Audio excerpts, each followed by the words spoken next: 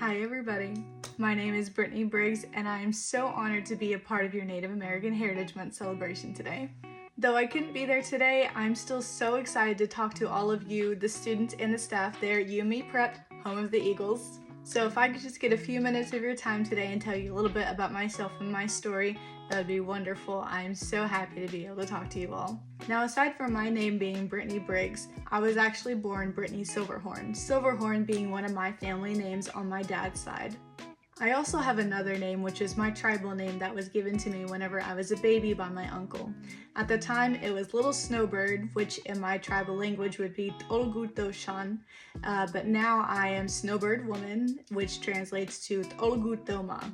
And if I put it all together with my maiden name as well, it is Tolgutoma Hangu, which means Snowbird Woman Silverhorn.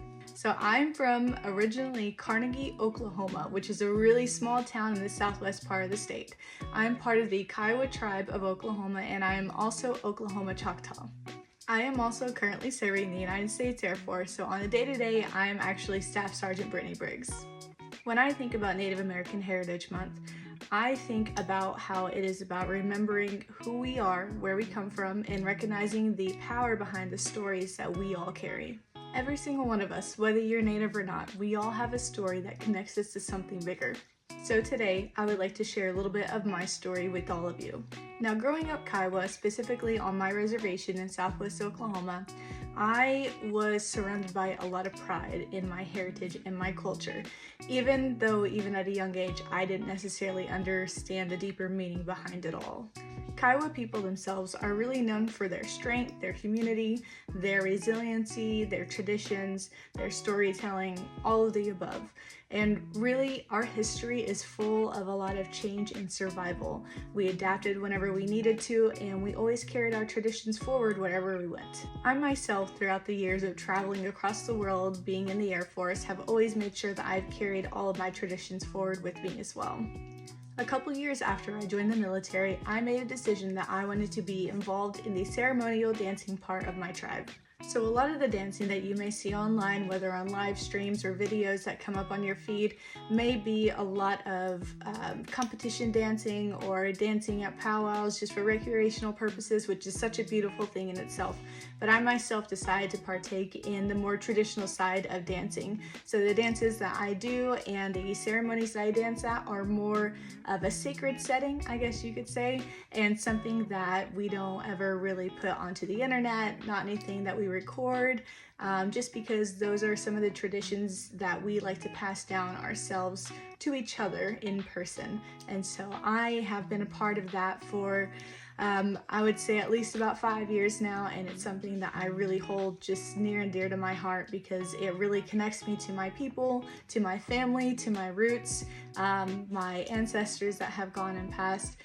It's something that I love to do, I love to be a part of, and it's just a beautiful thing. Now, moving on to the conversation of my career.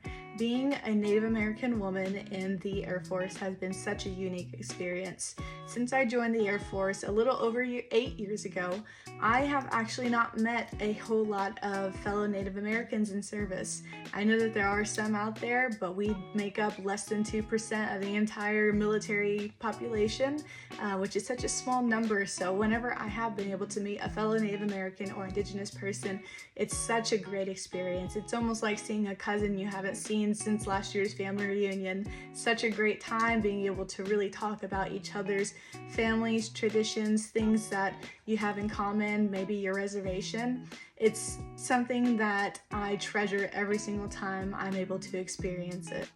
Now, though there were times whenever I was able to celebrate with a fellow Indigenous person, there were times where I didn't have that, and there were times where I did feel really out of place being in the military, not really feeling like I was at home anymore, not seeing a lot of people with the same heritage or background as me, and that became a big turning point in my career where I realized that I should not submit myself to a smaller space, that if anything, that's a great opportunity to be a little bit louder and prouder about who I am and where I come from.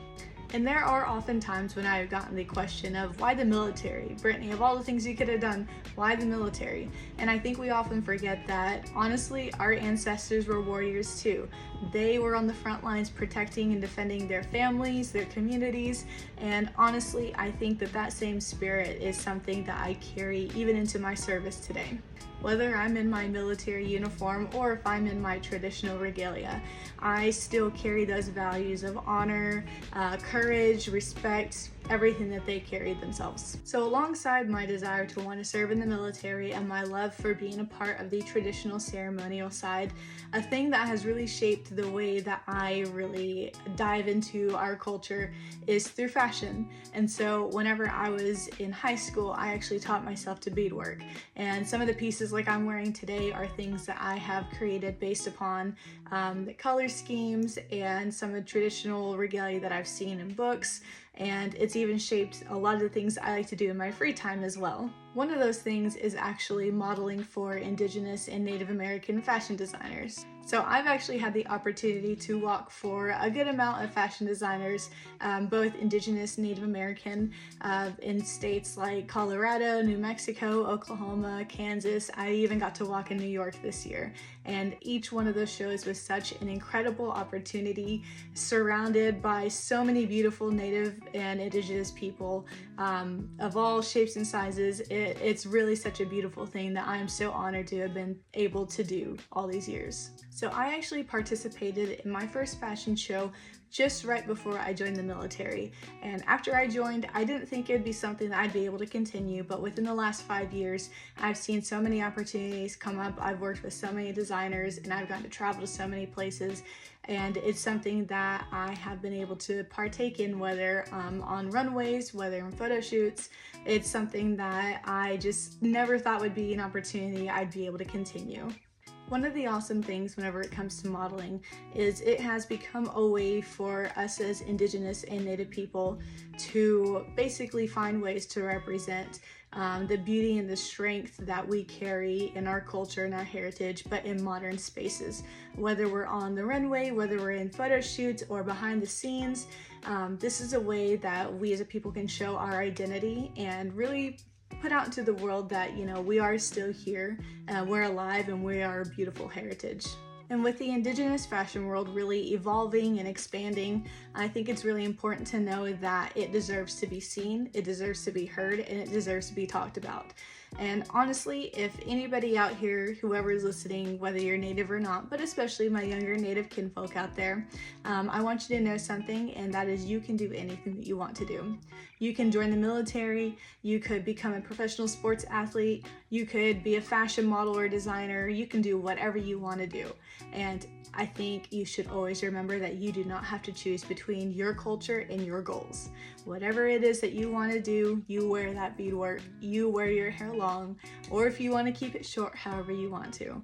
Your culture is a part of who you are, and it makes you strong, and it connects you to a really strong group of people in this world. Just always remember that you are allowed to be proud of who you are.